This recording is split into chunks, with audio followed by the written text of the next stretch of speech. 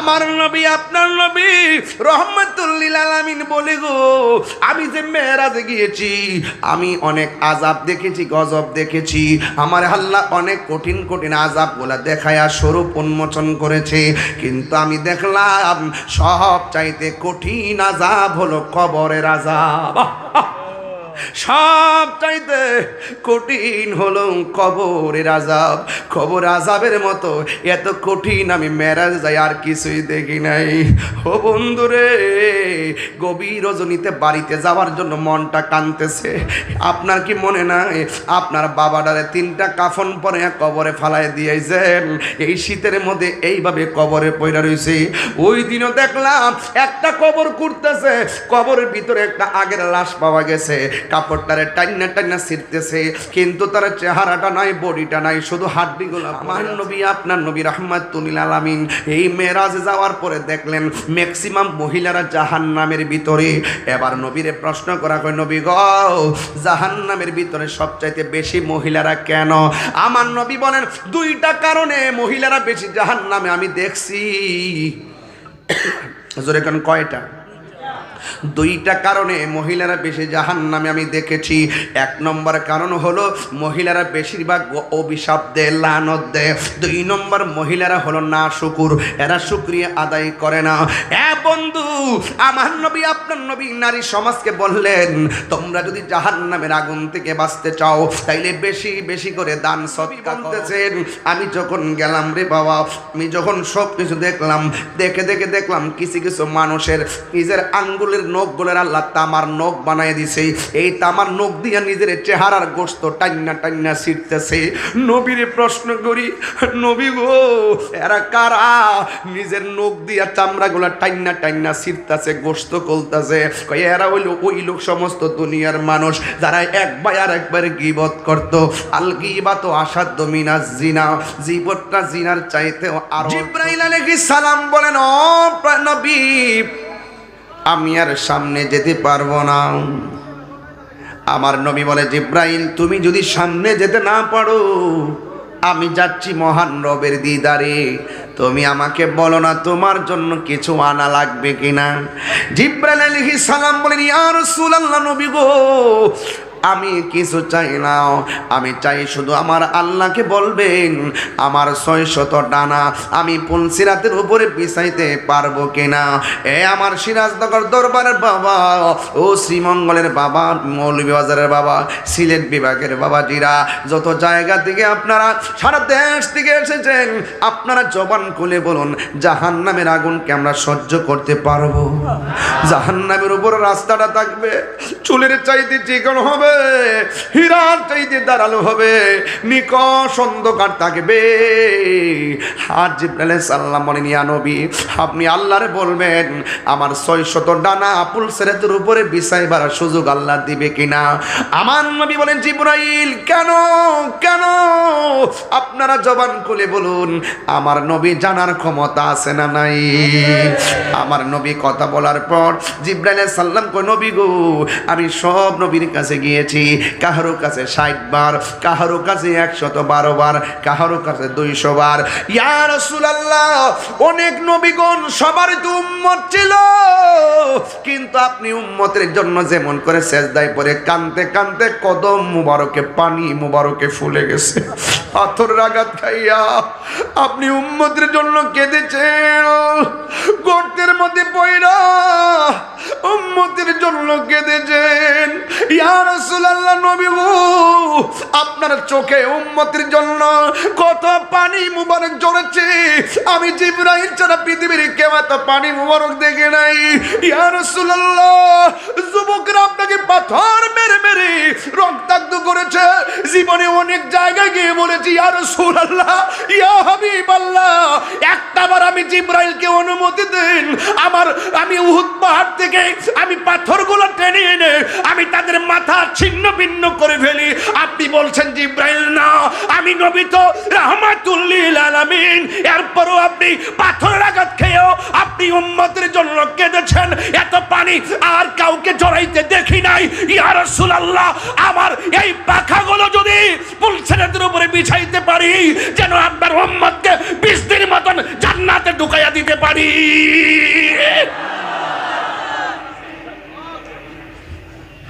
আমার যুবক ভাইয়েরা, এই জন্য তাহিরি কেন নবী নবী করে? সিরাজনগর দরবারে রাত্র 4:45, 7 মিনিট কম 4টা বেজে গেছে।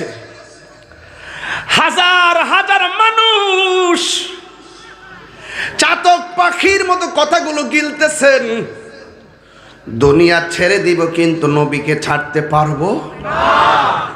যুবক ভাইরা জবান খুলে, নবীকে ছাড়তে পারবো না, নবীকে ছেড়ে দিতে পারবো পারবো না। হা, সে কোন বন্ধু হলো বেশি বিশ্বস্ত, কার কাছে মন খুলে দেয়া যায়, কার কাছে সব কথা বলা যায়, হওয়া যায় বেশি বিশ্বস্ত। তার নাম, তার নাম আহমদ, বড় বিশ্বস্ত। ঠিক কিনা?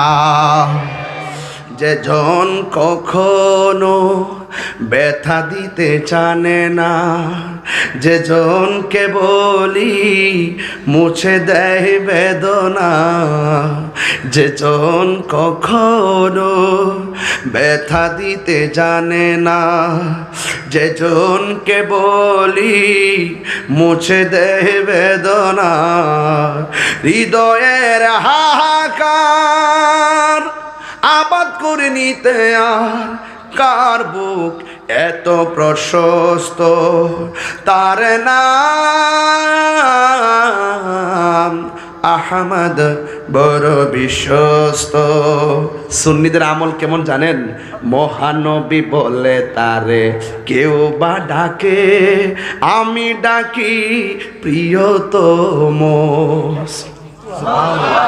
দেখছেন? আর ওই বেয়াদবি রাসূলরা কিভাবে নবীর শানে উচ্চারণ করে, নবীর পরিবারদের শানে কিভাবে কথা বলে, একদম বন্ধুদের মতো কথা বলে, একদম ইয়ার্কি মেরে কথা বলে। আরে কথা বলেন, ঠিক কিনা বলেন? মহানবী বলে তারে কেউ বা ডাকে, আমি ডাকি প্রিয়তম। সে আমার ধ্যান, ভালোবাসা, প্রেম, মধুময় মনোহর স্বপ্ন সম। যে জন করুণা অনুপম উপমা, যার মতো দরদি কোথাও আর মিলে না। জীবনের আঙ্গিনা আবাদ করে নিতে আজ কার বুক এত প্রশস্ত। তার নাম আহমদ, বড় বিশ্বস্ত।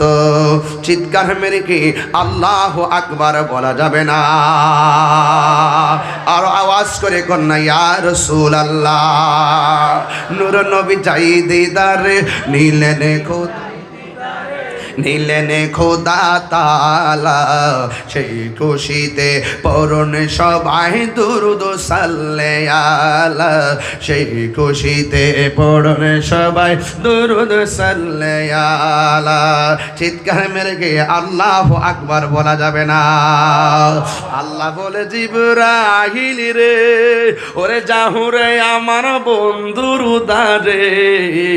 আল্লাহ বলে জিবরাইল রে, ওরে জাহুরে আমার বন্ধুর দারে, ওরে দুলার মতো সাজাইয়া আনো আমার দরবারে। ইয়া রাসূলুল্লাহ, একটু দিল খুলা, লা ইয়া রাসূলুল্লাহ ইয়া হাবিবাল্লাহ। একটা জবানও বন্ধ রাখবেন না, মহব্বতে মায়ার সুরে বলুন সুবহানাল্লাহ। বন্ধু, ও যুবকের দোল, আমার নবী আপনার নবী 70,000 নূরের পর্দা, একটা পর্দা থেকে আরেকটা পর্দার দূরত্ব হলো 500 বছরের রাস্তা। তবে আরেকটা কথা ফাঁকে দিয়ে রয়ে গেছে, বাইতুল মামুরে যাওয়ার পরে আমার নবীর কাছে 3 প্রকারের পানি আনা হয়েছে। একটা হলো শরাবের পানি, আরেকটা হলো দুধের পানি দুধ, আরেকটা হলো মধু। 3 প্রকারের এই আইটেম যখন নবীর সামনে রাখলো, আমার নবী শরাবটা রিসিভ করেন নাই, মধুটা রিসিভ করেন নাই, আমার নবী রিসিভ করেছেন দুধটাকে। একটু আওয়াজ করে বলুন না আল্লাহু আকবার। এই দুধটা চয়েস করেছেন, বাস ইসলামের অনুশাসনটা পেয়ে গেলাম। বন্ধুরি আমার নবী আপনার নবী যেই জায়গার মধ্যে জিব্রাইল সারেন্ডার করলো, আমার নবী সেখান থেকে রওনা হয়ে গেল। আমি মাঝে মাঝে কিছু কোটেশনমূলক কথা বলে দিয়ে যায়। 70,000 নূরের পর্দা, একটা পর্দা থেকে আরেকটা পর্দার দূরত্ব হলো 500 বছরের রাস্তা।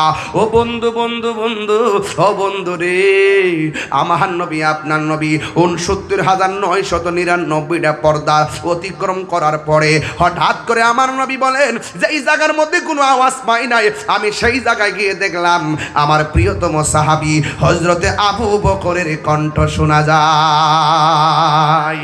চিৎকার মেরে গিয়ে আল্লাহু আকবার বলা যাবে না? ইয়া রাসূলুল্লাহ ইয়া হাবিবাল্লাহ, নবী গো, ও মায়ার নবী, ওই জায়গার মধ্যে আবু বকর গেল কেমনে? না না না, আমার আল্লাহ রাব্বুল আলামিন ওই ফেরেশতা একটা রিসিপশনে আল্লাহ বসায় রাখছে। এই ফেরেশতার কণ্ঠটা তো অপরিচিত কণ্ঠ। হঠাৎ করে যদি একটা আওয়াজ হয়, বন্ধু নবীর কাছে যদি একটু বিচলিত মনে হয়, আল্লাহ তো নবীর সন্তুষ্টি কামনা করে, কথা বলেন ঠিক কিনা?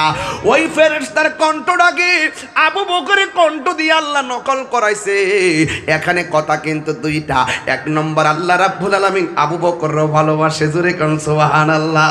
দেখছিনি কণ্ঠটা কেমনে বাছাই করলো রে বাবা। এই জন্যই তো বাবা টাকার গুণে নবীর পাশে জায়গা পায় নাই, লবিং করে নবীর পাশে জায়গা পায় নাই। সিদ্দিকে আকবর আমার নবীর পাশে রওজাটা পেয়েছেন একমাত্র মহব্বতের কারণে। এই জন্যই তো আমার আশিকি ভাই মাঝে মাঝে কইতাম নি না, কষ্টই বেশি গাইলে কইবেন যে চিল্লাচিল্লি করতেছি, এরপরও তো না গায়েও তো পারি না। বলবো নবীর প্রিয় সাহাবী হযরত আবু বকর সিদ্দিকী, নবীর প্রিয় বকর সিদ্দিকী, ভালোবেসে শুইল পাশে, ভালো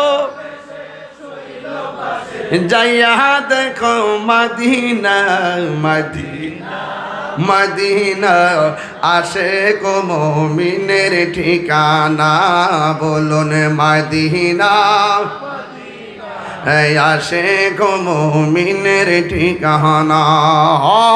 দিদার চেয়ে কাঁদো তোমরা, দিদার চেয়ে তোমরা হো না নবীর দিবানা, মদিনা মদিনা, আশিক মুমিনের ঠিকানা।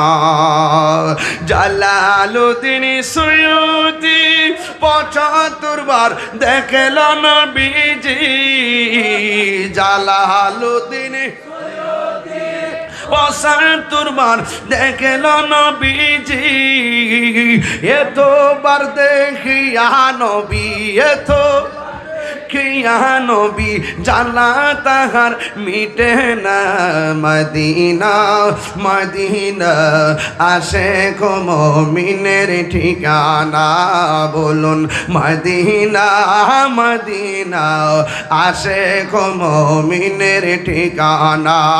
বলো দিদার চেয়ে কাঁদো তোমরা, দিদার কাঁদো তোমরা হো না নবীর দিবানা মদিনা মদিনা আশিক মুমিনের ঠিকানা একটা জবান বন্ধ রাখবেন না মহব্বতে মায়ার সুরে বলুন আল্লাহু আকবার আমার নবী আপনার নবী রহমাতুল লিল আলামিন বলে গো আমি যে মেরাজে গিয়েছি আমি অনেক আযাব দেখেছি গজব দেখেছি আমার আল্লাহ অনেক কঠিন কঠিন আযাবগুলা দেখায়া স্বরূপ উন্মোচন করেছে কিন্তু আমি দেখলাম সব চাইতে কঠিন আযাব হলো কবরের আযাব সব চাইতে কঠিন হলো কবরের আযাব কবর আযাবের মতো এত কঠিন আমি মেরাজ যাই আর কিছুই দেখি নাই ও বন্ধুরে গভীর রজনীতে বাড়িতে যাওয়ার জন্য মনটা কাঁদতেছে আপনার কি মনে নাই আপনার বাবাটারে 3টা কাফন পরে কবরে ফালায় দিয়েছেন এই শীতের মধ্যে এইভাবে কবরে পড়ে রইছে ওই দিনও দেখলাম একটা কবর কুড়তেছে কবরের ভিতরে একটা আগের লাশ পাওয়া গেছে কাপড়টারে টাইনা টাইনা ছিঁড়তেছে কিন্তু তার চেহারাটা নাই বডিটা নাই শুধু হাড্ডিগুলা পড়ে আছে ও বন্ধু ফুলের সৌরভ ছেলে এই বেটা ফুলের সৌরভ মানুষের গৌরব চিরদিন থাকে না রে বাবা এই জন্য যুবক কবরের কথা চিন্তা করেন আমার নবী আপনার নবী বলছেন দুনিয়া থেকে শরীয়তের পর্দার আড়াল হওয়ার সময় বলছেন সালাত সালাত সালাত নামাজ নামাজ নামাজ ও বন্ধুরে এই যে 5 ওয়াক্ত নামাজ এই মেরাজের চাঁদে আমার আল্লাহর পক্ষ থেকে সবচাইতে বড় সারপ্রাইজ হলো 5 ওয়াক্ত নামাজ আল্লাহ রাব্বুল আলামিনের পক্ষ থেকে হাদিয়া নিয়ে এসেছে ও বন্ধু ও যুবকের দল আমার নবী আপনার নবী রাহমাতুল লিল আলামিন এই মেরাজে যাওয়ার পরে দেখলেন ম্যাক্সিমাম মহিলারা জাহান্নামের ভিতরে এবার নবীরে প্রশ্ন করা হয় নবী গো জাহান্নামের ভিতরে সবচাইতে বেশি মহিলারা কেন আমার নবী বলেন 2টা কারণে মহিলারা বেশি জাহান্নামে আমি দেখছি জোরে কোন কয়টা 2টা কারণে মহিলারা বেশি জাহান্নামে আমি দেখেছি 1 নম্বর কারণ হলো মহিলারা বেশিরভাগ অভিশাপ দেয় লানত দেয় 2 নম্বর মহিলারা হলো না শুকুর এরা শুকরিয়া আদায় করে না বন্ধু আমার নবী আপনার নবী নারী সমাজকে বললেন তোমরা যদি জাহান্নামের আগুন থেকে বাঁচতে চাও তাইলে বেশি বেশি করে দান সদকা করো বেশি বেশি করে দান সদকা করো ও বন্ধু আমার নবী আপনার নবী বলতেছেন আমি যখন গেলাম রে বাবা আমি যখন সব কিছু দেখলাম দেখে দেখে দেখলাম কিছু কিছু মানুষের নিজের আঙ্গুলের নখগুলোর আল্লাহ তামার নখ বানায় দিছে এই তামার নখ দিয়ে নিজের চেহারার গোশত টাইনা টাইনা ছিঁড়তেছে নবীরে প্রশ্ন করি নবী গো এরা কারা নিজের নখ দিয়া চামড়াগুলা টাইনা টাইনা ছিঁড়তেছে গোশত কলতেছে এরা হইল ওই লোক সমস্ত দুনিয়ার মানুষ যারা একবার আর একবার গীবত করত আল গীবাতু আসাদ্দ মিনাজ জিনা জীবনটা জিনার চাইতেও আরো জটিল বন্ধু খবরদার খবরদার মুনাফিকি করবেন না গীবত করবেন না গীবত করলে এমন ভাবে আল্লাহর শাস্তি কিন্তু আপনাকে দেওয়াবে এই জন্য আমার নবী বলে আমি আর একটু সামনে গেলাম সামনে যাইয়া দেখলাম ভাই সামনে যাইয়া দেখলাম কিছু কিছু মানুষের মাথাগুলো পাথরের দিকে দিয়া ফাটাইতেছে আমি জিজ্ঞাসা করি নবী গো এরা কারা যাদের মাথাগুলো পাথর দিয়া ফাটাইতেছে কই এরা হলো দুনিয়ার ওই সমস্ত মানুষ যারা স্বইচ্ছায় নামাজ সাইরা দিয়া তারা রাস্তাঘাটে ঘোরাফেরা করেছে উদাসীনতা করেছে এদের মাথাগুলো ফাটানো হইতেছে এ বন্ধু আরেকটা বইলা দিয়া যায় অশ্লীল বাক্য ব্যবহারকারী যারা এই দুনিয়ার মধ্যে এই মঞ্চের মধ্যে বৈশা বৈশা দেখবেন বহুত মানুষ অশ্লীল কথা বলে অনেক মানুষ অশ্লীল কথা বলে অথচ অশ্লীল কথা করা যাবে না আল্লাহ রাব্বুল আলামিন বলে দিয়েছেন ওয়া মিনান নাসি মাইয়াশতারি লাহুল হাদিস মানুষের মধ্যে এমন কিছু মানুষ আছে যারা মজলিস থেকে তারা কি করে অশ্লীল বাক্যগুলো ক্রয় করে তারা ধারণ করে এই জন্য এই ধারণ করে তারা নিজেরা পথভ্রষ্ট হয় এই জন্য বাজান অশ্লীল বাক্য শ্রবণ করা যাবে না বন্ধু ভালো কথা শুনতে হবে ও যুবকের দল আল্লাহ রাব্বুল আলামিন আরো বলে দিয়েছেন আল্লাহ রাব্বুল আলামিন বলেছেন ওয়া তাআবানু আলাল বিররি ওয়াত তাকওয়া যাদের অন্তরে আল্লাহর ভয় থাকবে, যারা ভালো কথা বলবে, এদেরকে তোমরা সহযোগিতা করো। ওয়ালা তাআবানু আলাল ইসমি ওয়াল উদওয়ান, যারা গুনার কাজ করবে, যারা সীমা লঙ্ঘন করবে, এদেরকে সহযোগিতা করা যাবে না। ওয়াত্তাকুল্লাহ, আল্লাহকে ভয় করো। এই জন্য যুবক ভাইয়েরা আমার, যারা ভালো কথা বলবে এদেরকে সহযোগিতা করবেন। এর মানে বাংলাদেশে বারবার প্রমাণ করেছে একমাত্র শান্তিপ্রিয় দল হলো সুন্নি জামাত। এই সুন্নি জামাতকে সহযোগিতা করতে হবে, এটা আল্লাহর বিধান। যারা ভালো কথা বলবে, হক কথা বলবে, ন্যায্য কথা বলবে, শান্তির কথা বলবে, এদেরকে সহযোগিতা করতে হবে। কিন্তু ওয়ালা তাআবানু আলাল ইসমি ওয়াল উদওয়ান, যারা সীমা লঙ্ঘন করবে, যারা গুনার কাজ করবে, এদেরকে সহযোগিতা করা যাবে না। এই জন্য যারা নবীর বিরুদ্ধে অশ্লীল বাক্য ব্যবহার করে, যারা নবীর বিরুদ্ধে কথা বলে, যারা দেশের বিরুদ্ধে কথা বলে, যারা ঝগড়া লাগায়, যারা ফাসাদ লাগায়, যারা সন্ত্রাসী ছড়ায়, যারা বোমাবাজি করে, যারা মারামারি করে, যারা কাটাকাটি করে, ইসলামকে নিজের ব্যক্তি স্বার্থে ব্যবহার কইরা ফাসাদ লাগাইতে চায়, এদেরকে সহযোগিতা করা যাবে না। কথা বলেন ঠিক কিনা? এই জন্য যুবক, মেরাজের ওয়াজ শুধু শুনলে চলবে না রে বাবা, এই কথাগুলো হৃদয়ের মধ্যে ধারণ করা লাগবে। বন্ধুরা রে আমার নবী, আপনার নবী 5 ওয়াক্ত নামাজ এনেছেন।